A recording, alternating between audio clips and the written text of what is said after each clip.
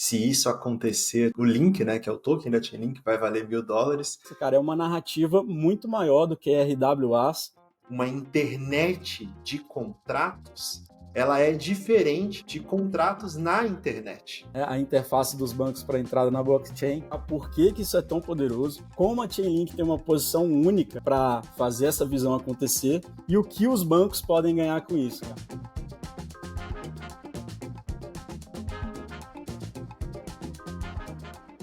Jairzeira, mano, vamos falar de Chainlink, cara. Sim, cara, eu acho que o mais interessante de olhar para essa história toda, Luizão, é entender que os bancos precisam da blockchain, porque eles estão hoje numa era de transação sequencial. Aliás, eles têm uma tecnologia bastante defasada, né? O pessoal dos bancos utiliza ainda COBOL, que é uma linguagem de programação mega antiga, que deve ter aí o quê? Um mini ônibus de programadores aqui no Brasil, né, que fazem esse tipo de trabalho, muito pouca gente mesmo. Até utilizando, a gente como cliente, um caixa eletrônico, a gente observa que aquela tecnologia é uma tecnologia defasada, né? Uma transação, né, de fundo de pensão demora 15 dias para acontecer, né? Então, até o dinheiro sair, né, daquela empresa empregadora em nome do empregado, ir para o fundo de investimento, depois ir para, de fato, o investimento, né? Ele vai com uma mensagem, depois ele vai com outra mensagem, depois essa outra mensagem vem de lá para atualizar. E aí o Serguei olhou para tudo aquilo e falou, cara, a gente consegue fazer isso, virar uma única transação e essa sua jornada de 15 dias aí se tornar uma jornada de 15 segundos, né? Então eu acho que esse é o primeiro aspecto muito interessante para os bancos e eles já enxergaram isso. Eu acho que eles já enxergaram isso a ponto de mudar, inclusive, a própria estrutura interna, os times de inovação. Tinha, às vezes, um carinha lá de blockchain, tinha, às vezes, um programador, né, de smart contracts que ia lá e fazia um experimento, um negócio assim, para o banco começar a entender como é que aquilo funciona, né? E hoje em dia a gente não vê mais isso, né? Hoje em dia a gente vê grandes times de ativos digitais mesmo, né? E eles estão fazendo isso desde 2020, Luizão. Então, assim, tem alguns bancos que eles já estão na frente nesse processo todo, né? O Citibank recentemente lançou o Citi Token Services, né, que é um serviço do Citibank para justamente entregar para alguns tipos de cliente que eles têm lá dentro, né, um beta, né, um depósito tokenizado, né. E o próprio JP Morgan, né, que é o grande poderoso, o maior banco dos Estados Unidos, também já está junto com a BlackRock para colocar esses colaterais, né, de alguns produtos financeiros no formato de tokens já e dentro de smart contracts. Então eu acho que os bancos já caíram na real em relação a esse débito tecnológico que eles têm, né? A blockchain ela é uma solução para esses bancos, né? E esse padrão agora de fazer blockchains, né, de trabalhar com essa internet de contratos, né, se tornou o padrão que eu acho que vai ser passado mundo afora, né? Então hoje o próprio Banco Central brasileiro está fazendo, né, um experimento aí com uma rede EVM compatível, né? Onde ele está começando a trabalhar, né, o alicerce desse novo momento, né, de tecnologia dos bancos aqui no Brasil e está capitaneando isso. A gente pode ver o próprio Nubank com alguma novidade aí para apresentar para a gente. E eu acho que, na verdade, isso não é uma exclusividade do Nubank, né? Eu acho que todos os bancos, ou eles já têm uma rede EVM compatível, né, privada, ou eles vão estar fazendo agora essa rede EVM compatível, né? Porque eu acho que é, de fato, uma grandíssima tendência, né? Mas eu acho que é muito interessante a gente falar de um outro porquê, né? Eu acho que esses bancos, eles acabaram, né, de sair de uma fase que é aquela utopia, né? E qual que era essa utopia? A utopia da minha rede vai ser utilizada por todo mundo, né? Então, o primeiro passo, né? Os bancos olharam primeiro a blockchain pública, né? E olharam e falaram, cara, eu tô fora, né? Eu não vou entrar na rede Ethereum, né? Porque, cara, eu tenho aqui trilhões e trilhões de dólares na minha gestão. Eu tenho medo de ser roubado. Eu acho que esse é o primeiro ponto, né? E eu acho que o segundo ponto é, tipo, justamente, cara, mas qual que é o meu papel nessa história, né? Eu preciso me manter relevante, né? Eu não posso ser um nodo dentro de uma rede, eu tenho que ser a rede, né? E eu acho que a primeira coisa que os bancos pensaram foi justamente essa utopia, né? Eu vou ser a rede, né? A rede maior, a rede que todo mundo vai usar, eu vou começar primeiro.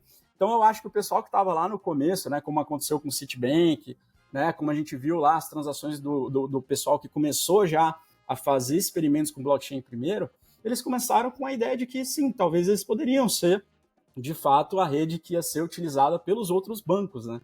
E aí começaram depois, na segunda fase, a perceber que, de repente, essas redes elas precisavam de um pouco mais de conexão, de repente, essas blockchains elas estariam muito isoladas se elas fossem blockchains privadas. E aí começou meio que uma fase de alquimia, né? Os bancos ali procurando, né? Cara, como é que eu vou fazer essa rede? Será que vai ser uma rede semi-privada? Será que vai ser uma rede de consórcio com outros bancos, né? Eu acho que tem ainda algumas redes, né, em alguns lugares, algumas regiões, conglomerados de bancos de alguns lugares que estão ainda nessa fase, né? Eles ainda estão imaginando uma forma, né, de criar uma rede onde eles vão estar em consórcio ali, mas numa única rede, trabalhando, né, entre eles e tal. E a visão que o Sergei passa é uma visão de terceira fase, né, uma visão de fragmentação, uma visão onde, cara, na verdade, a gente vai ter um monte de rede, né, e a ideia, a possibilidade é que essa fragmentação seja cada vez maior, né, no futuro, né, especialmente quando a gente fala de redes públicas, né, então muita fragmentação, muita rede pública, e é lógico, redes privadas também, eu acho que todas as entidades, as instituições, o Banco Central, o Banco da Esquina, o Banco Maior, o Banco Médio, todos eles vão querer ter a sua própria rede, né, e o que o Sergei fala, que eu acho que é o pulo do gato aí nessa história, né, para a Chainlink, é que, cara, se você for uma rede privada, né, que não se conecta no meio dessas redes todas, é como se você fosse um banco sem acesso ao mar, né? Como se você fosse um país sem acesso ao mar. Né? Então você não acessa novos clientes, você não acessa novos produtos, liquidez para os seus produtos, né? Você não consegue vender, enfim, você não consegue fazer muita coisa porque você está por ali isolado. E o que ele traz é justamente o protocolo CCIP, né? E essa interconectividade que a própria rede Chainlink vem trazendo como uma grande narrativa para justamente ser a conexão com o mar, né? Ser a saída para o mar, ser esse porto, né, que vai conectando, né, todas essas redes e essas nações soberanas, essas redes privadas, né, soberanas dos bancos, assim como com as redes públicas também, que vão ter uma enorme utilidade também nesse futuro, sem sombra de dúvida. Então, essa visão eu acho muito massa, Luizão. Eu acho que quando a gente enxerga esse todo, né? Primeiro, aquela primeira parte onde a gente tem a mudança do paradigma da tecnologia, né? Que você tem uma tecnologia, né, que tem uma nova dimensão, que é a dimensão de transacionar o valor e a mensagem ao mesmo tempo, mudar de estado, atualizar esses estados, né? E fazer as coisas acontecerem, né? Dentro da própria internet, né? O contrato é a internet, e ao mesmo tempo você ter essa outra dimensão que são todas essas redes, né, de contratos, né, todas essas internets de contratos com regras diferentes, mas mesmo assim conseguindo se conectar entre elas. Cara, é incrível porque para quem está no universo das Layer 2, né, na escalabilidade do Ethereum, tá sentindo esse problema por trás de um futuro, de uma realidade orientada à fragmentação, né? Então, a gente tem o roadmap baseado em rollups aí acontecendo, a gente tem várias Layer 2, né, prometendo várias coisas, e é como se a gente estivesse nessa realidade na qual cada banco tem a sua chain, né? E você percebe essas duas coisas, né, coexistindo. Então, pelo fato do mundo da Web3, o mundo on-chain, tá tendo esse comportamento hoje em dia, a Chainlink vai lá e fornece uma parada que pode ser utilizada pelas Layer 2, né, para poder conseguir garantir uma melhor interoperabilidade entre as Layer 2, né, entre as chains. Uma coisa que eu acho que pouca gente dentro da blockchain, dentro desse mercado de DeFi, observa é que, cara, é preciso uma certa maturidade para você olhar o tamanho, né, dessa responsabilidade, né? Então, o cara do banco chega pro Sergei e fala assim, cara, olha, eu tenho uma dúvida aqui. O meu problema é que eu tenho um volume de transação diária de 5 trilhões de dólares, né? Eu estou falando de quadrilhões de dólares por ano, né? E aí vem o Sergei e fala assim, olha, meus números são até legais. Eu já consegui, né, negociar mais de 8 trilhões de dólares, né, quase 9 trilhões de dólares. Então, o que isso proporciona? Né? Isso proporciona uma ordem de magnitude completamente nova para a conversa. Né? Então, quando a gente está falando, de repente, hoje, do DeFi, com 55 bilhões de dólares de valor, né, transacionado, de valor locado lá no DeFi, 55 bilhões de dólares e 1 quadrilhão de dólares são duas magnitudes completamente diferentes. E quando você traz um cara como esse, né, para conversar, você consegue entender melhor a cabeça dele. E você consegue perceber que um dos grandes problemas dos bancos hoje, Luizão, é também, cara, qual que é o meu futuro, né? Os bancos estão olhando aí a Apple, por exemplo, com a Apple Wallet, né, oferecendo serviços financeiros para o pessoal.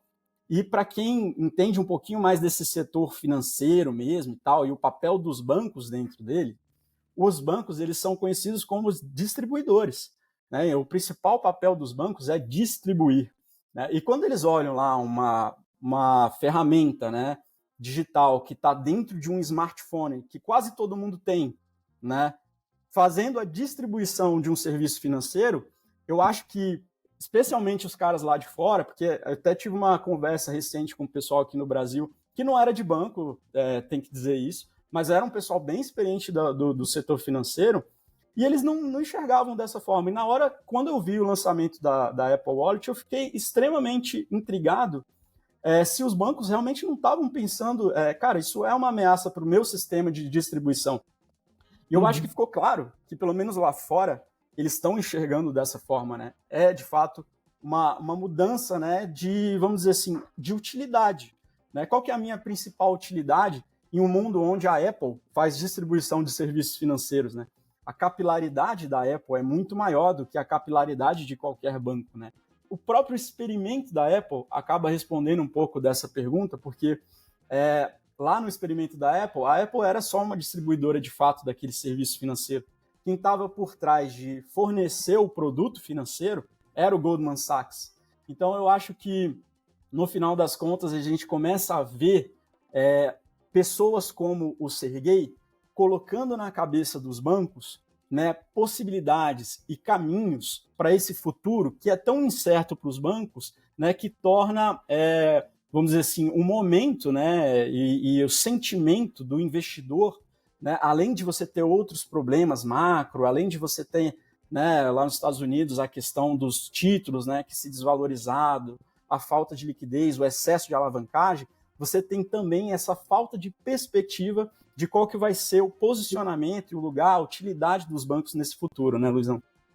E é engraçado que a gente está falando sobre isso, né? Porque por muito tempo parece que essa realidade ficou num âmbito mega anárquico, né? E, porra, vamos contra os bancos e o negócio. E faz muito sentido até certo ponto. Eu acho que a gente até discutiu sobre isso, né? Que o universo das blockchains públicas, ela tende a se fortalecer ainda mais se essa mesma infraestrutura também ser utilizada pelos bancos, né, cara?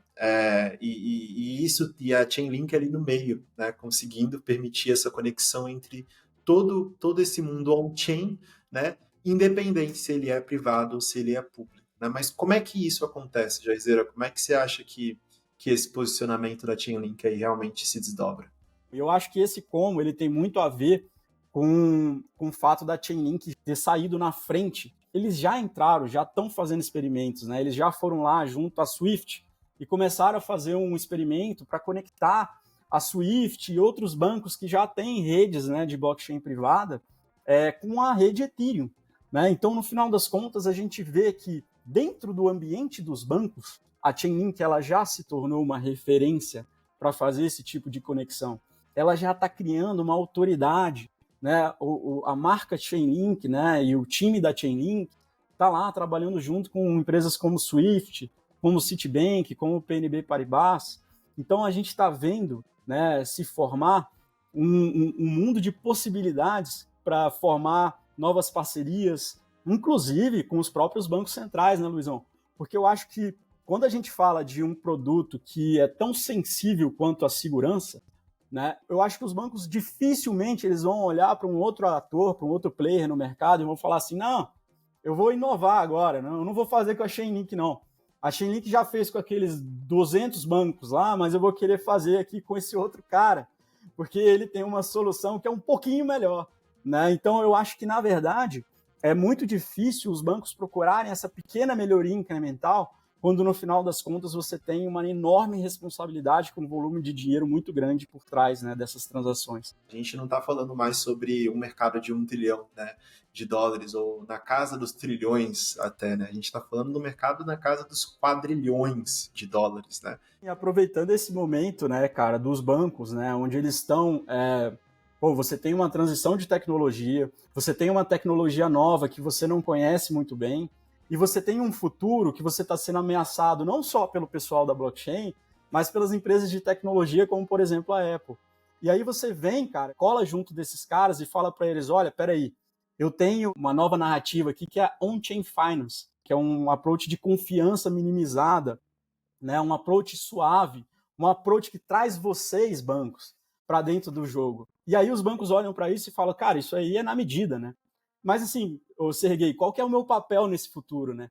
E aí o Sergey vem e fala para eles, não, vocês vão ser os RWA Wizards, né? Vocês vão ser os magos dos ativos do mundo real.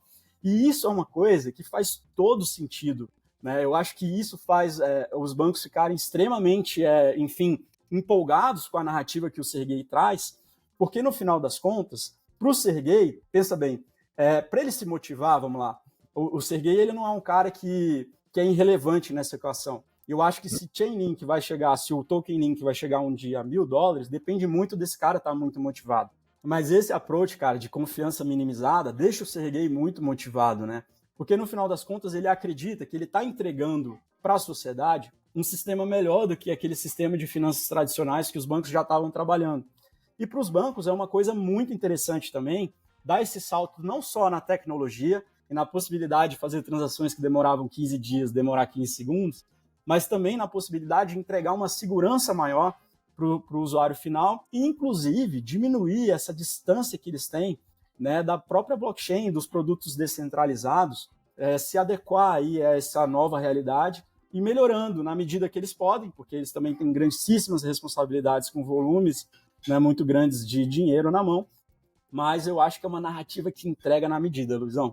Não é ou é centralizado ou é descentralizado. Existe pontos de centralização no mundo descentralizado. E na medida que você entende isso, você chega para o ponto centralizado e fala, então, esse é o seu papel. O seu papel é garantir a segurança e a relação com os ativos que estão presentes no mundo real, que é algo que você já vem fazendo há bastante tempo. Mas isso não é tudo o que a gente tem para oferecer.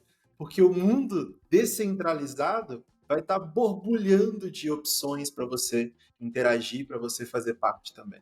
Só que como o mundo centralizado está dentro do descentralizado, vai ser muito fácil, né, para alguém construir uma solução que puxe você lá do mundo centralizado e te forneça talvez o mesmo nível de segurança até no mundo descentralizado, né? Porque tudo isso está utilizando uma tecnologia que te tira a necessidade de confiar nessas instituições por trás, porque você está utilizando a blockchain.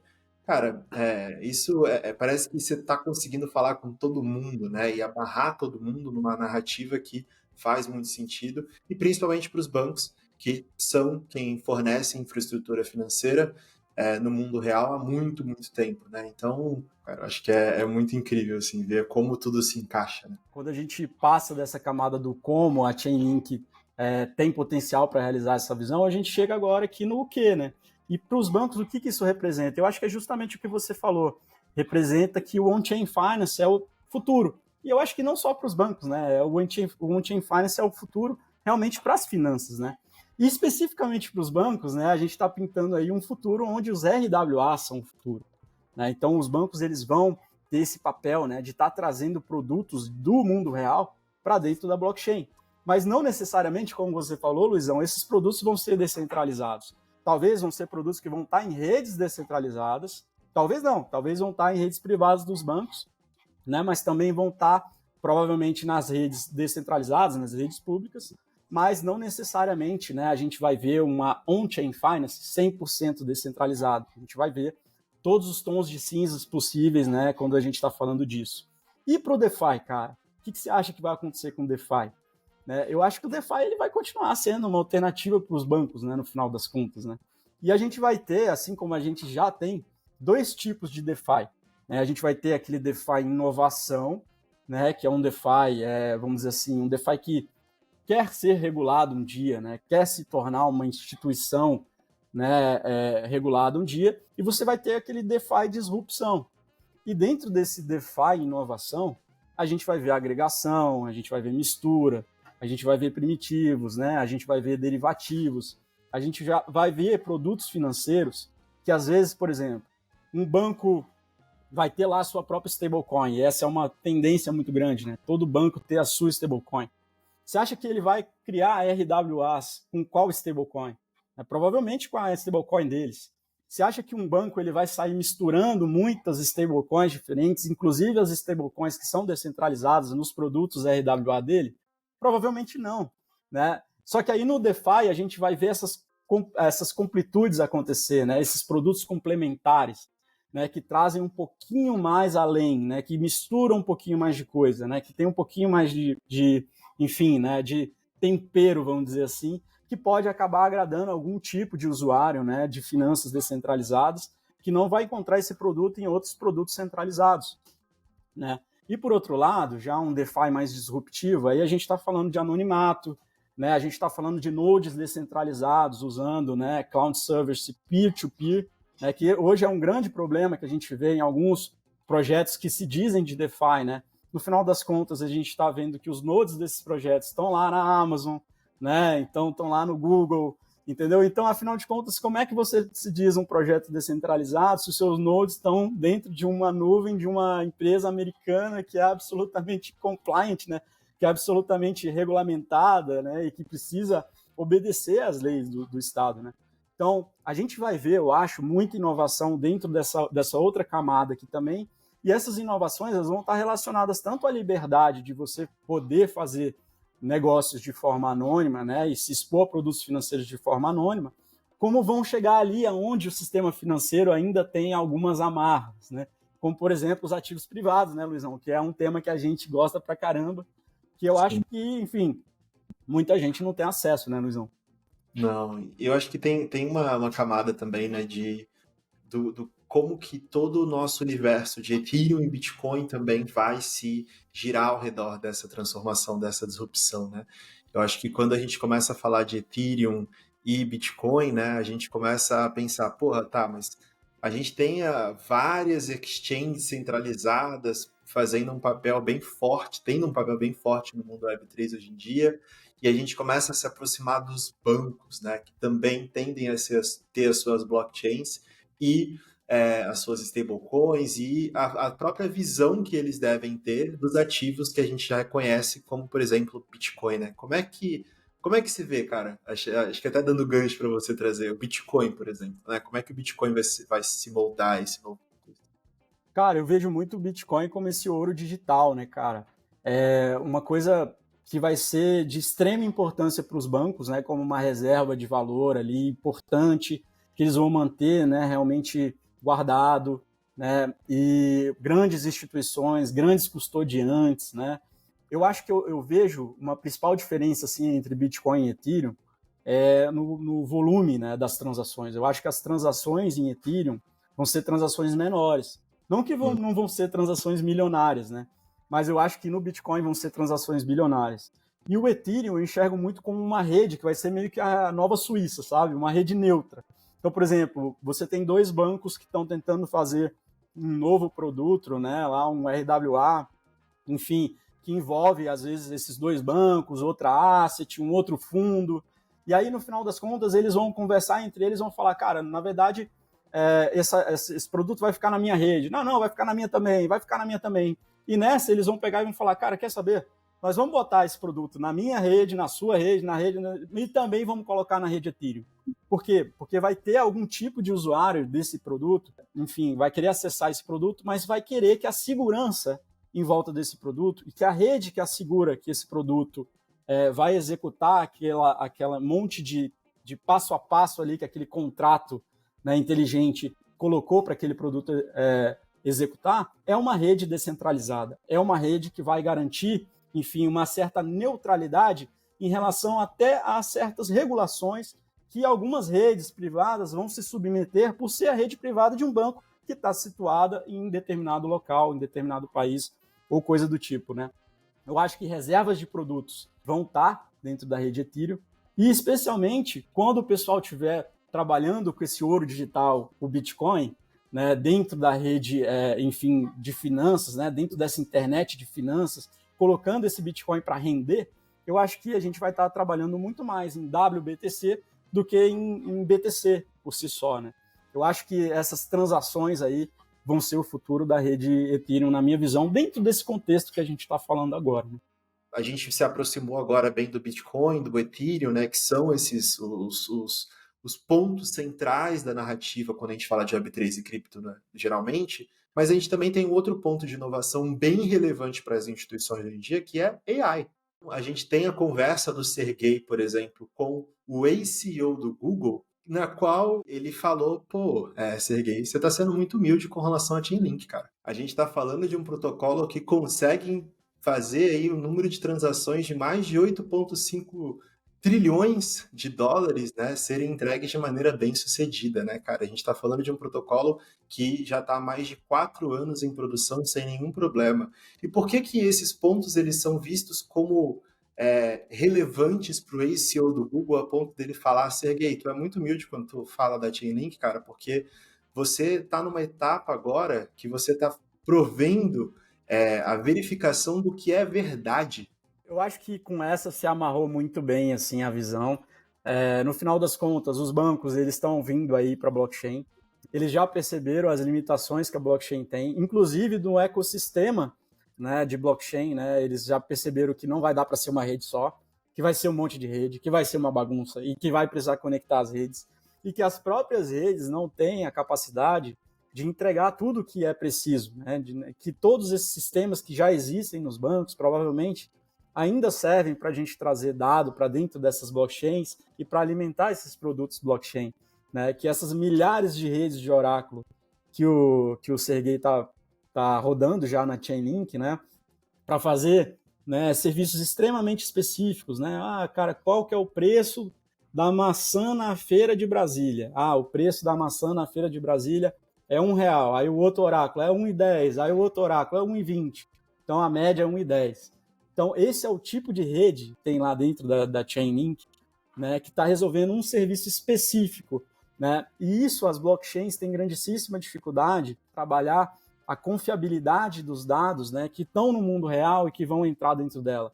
E essa é a solução que a Chainlink está apresentando para os bancos, junto com um monte de outras soluções, né, junto com um monte de outras coisas que estão caindo como uma luva, né, para as necessidades desse pessoal. E eu acho que é por isso, né, pela capacidade de levar o mercado cripto para um novo patamar, que hoje a Chainlink tem uma posição privilegiada para aproveitar, de repente, o próximo bull run e, se de fato ela se tornar, né, a interface dos bancos para a entrada na blockchain, a gente pode sim ver um token link chegar a patamares muito, muito expressivos, né, Luizão?